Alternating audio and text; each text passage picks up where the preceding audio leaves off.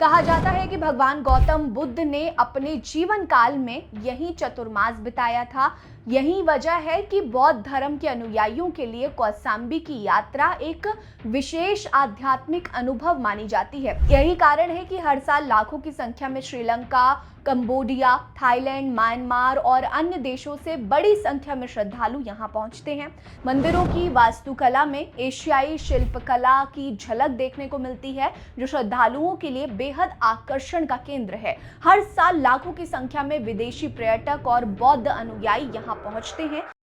पूरी दुनिया में बौद्ध बहुल देशों की संख्या 10 से ज्यादा है। इन देशों की 90% से ज्यादा आबादी बौद्ध धर्म को मानती है। यहाँ तमाम बौद्ध विहार हैं और यहाँ की हवा भी भगवान बुद्ध की महिमा से सुगंधित होती है। नेपाल से लेकर थाईलैंड और श्रीलंका तक हर साल इन देशों में लाखों बौद्ध अनुयायी पहुंचते हैं, भगवान बुद्ध से जुड़े विहारों और बौद्ध मंदिरों का दर्शन करते हैं। लेकिन आपको जानकर आश्चर्य होगा कि उत्तर प्रदेश के इस शहर में आए बिना बौद्ध तीर्थ यात्रा अधूरी मानी जाती है। नमस्कार, मेरा नाम है रीटा। आज की इस वीडियो में मैं आपको भगवान बुद्ध से जुड़े उस स्थान पर ले चलूंगी जिसके बिना बौद्ध अनुयायियों की यात्रा हमेशा अधूरी मानी जाती है। दरअसल उत्तर प्रदेश के कौसाम्बी जिले का नाम आते ही इतिहास, आस्था और आध्यात्म की एक अनोखी छवि सामने आ जाती है। यमुना तट पर बसा ये शहर न सिर्फ प्राचीन काल से समृद्ध रहा है, बल्कि इसे भगवान बुद्ध की नगरी के रूप में भी पूरी दुनिया में जाना जाता है। कहा जाता है कि भगवान गौतम बुद्ध ने अपने जीवन काल में यही चतुर्मास बिताया था। यही वजह है कि बौद्ध धर्म के अनुयायियों के लिए कौसाम्बी की यात्रा एक विशेष आध्यात्मिक अनुभव मानी जाती है। इतिहासकार बताते हैं कि प्राचीन समय में कौसाम्बी को कोसम या कोसम इनाम के नाम से जाना जाता था। माना जाता है कि भगवान बुद्ध ने यहीं अपनी साधना की थी। बौद्ध धर्म में ये कहा जाता है कि जब तक बौद्ध धर्म को मानने वाले लोग कौसाम्बी की यात्रा नहीं करते, तब तक उनकी तीर्थ यात्रा अधूरी मानी जाती है। यही कारण है कि हर साल लाखों की संख्या में श्रीलंका, कंबोडिया, थाईलैंड, म्यांमार और अन्य देशों से बड़ी संख्या में श्रद्धालु यहाँ पहुँचते हैं। ध्यान देने वाली बात है कि कौसाम्बी केवल बौद्ध धर्म ही नहीं, बल्कि जैन धर्म के इतिहास में भी बेहद महत्वपूर्ण स्थान रखता है। कहा जाता है कि भगवान महावीर और भगवान बुद्ध दोनों ही इस पवित्र भूमि पर आए थे।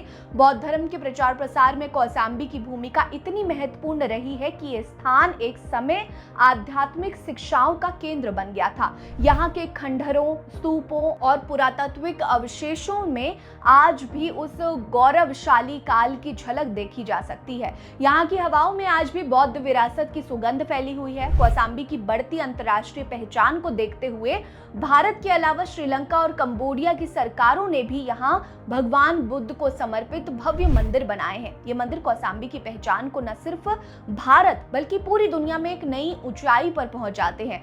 मंदिरों की वास्तुकला में एशियाई शिल्पकला की झलक देखने को मिलती है, जो श्रद्धालुओं के लिए बेहद आकर्षण का केंद्र है। हर साल लाखों की संख्या में विदेशी पर्यटक और बौद्ध अनुयायी यहाँ पहुंचते हैं। ध्यान देने वाली बात है कि भगवान बुद्ध की शिक्षाओं को करीब से महसूस करते हैं। बौद्ध मंदिर परिसर में फैली शांति और आध्यात्म का वातावरण हर किसी को भीतर तक छू जाता है। हालांकि एक बड़ी समस्या ये भी है कि कौसाम्बी में अभी भी रात्रि में ठहरने की पर्याप्त सुविधा नहीं है। देश विदेश से यहाँ आने वाले श्रद्धालुओं को दर्शन के बाद शाम ढलते ही वापस लौटना पड़ता है।